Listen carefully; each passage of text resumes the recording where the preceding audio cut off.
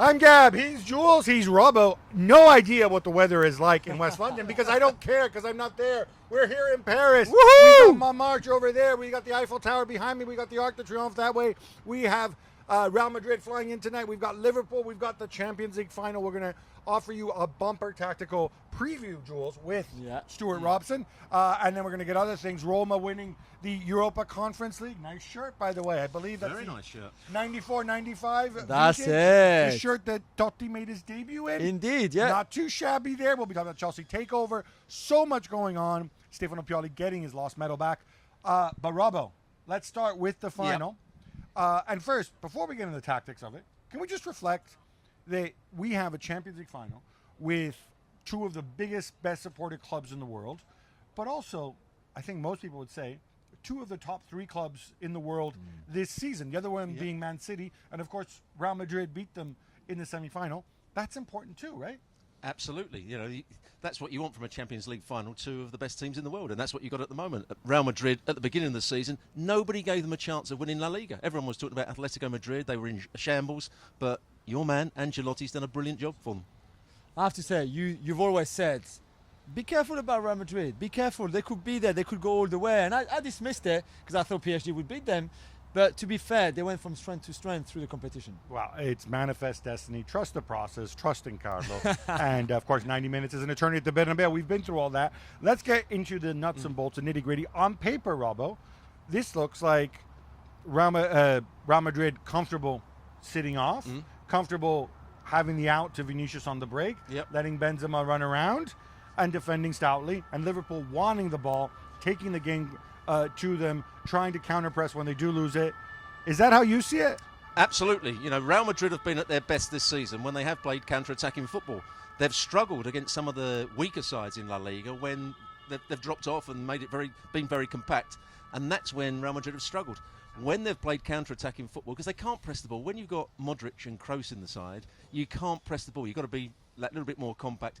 But when they win the ball back, they're as good as anybody at counter-attacking, through mainly Vinicius Junior, but also Benzema, finding positions that nobody expects him to be in. He goes out wide at times, he'll come deep, and that's how he starts the counter-attacks. But it's also up to Kroos and Modric to play around the first pressure. If they don't do that, then you can't get the ball into Vinicius Junior and Benzema.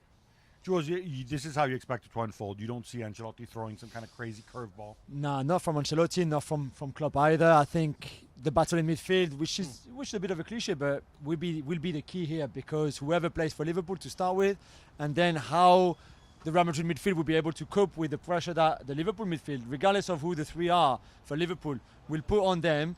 How they can get the ball out from the back if they actually play out from the back. Against City in the second leg, I think we maybe under-analyzed how well they got the ball out from the back and beat the City press at times in that second leg. So that, again, that would be a key. If Liverpool put them so much under pressure, I don't see how they can win this game. Well, we can talk about the battle in midfield, but ultimately I think a lot's going to depend not just on who's out there. And as we're recording this, Thiago Alcantara, of course, having to come off on the last day of the season. There were doubts over his fitness. It looks like he's going to play. Fabinho back in training. And then on the Real Madrid end, of course, you've got the question mark.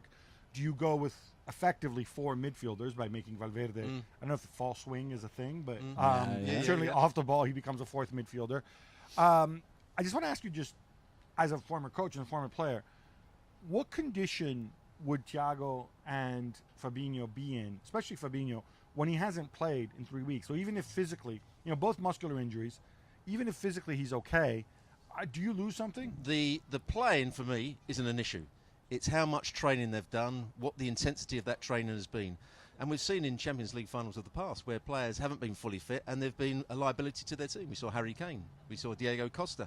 So they have to be fully fit. And if you are playing for Liverpool's midfield and Klopp wants them to press the ball, you have to be 100% fit. If Thiago's not 100% fit and Fabinho's not 100% fit, I don't think you can play them, because that's their game plan. They want to close the ball down. The problem is who comes if they're not there. And I don't want to pick on Jordan Henderson again. I knew you were going to. No, but I have to say, this is no thank you.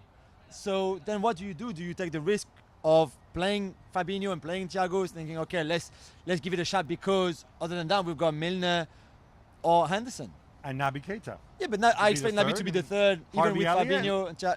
Harvey Elliott, as much as I would love it, is too young to start that final. Yeah, I think these are the big calls that coaches have to make. And, you know, I can't overestimate enough or underscore enough how critical these things are. And you go a little bit with gut, you go a little bit with what your sports science tells you, you go a little bit with what the players tell you, with your sensations.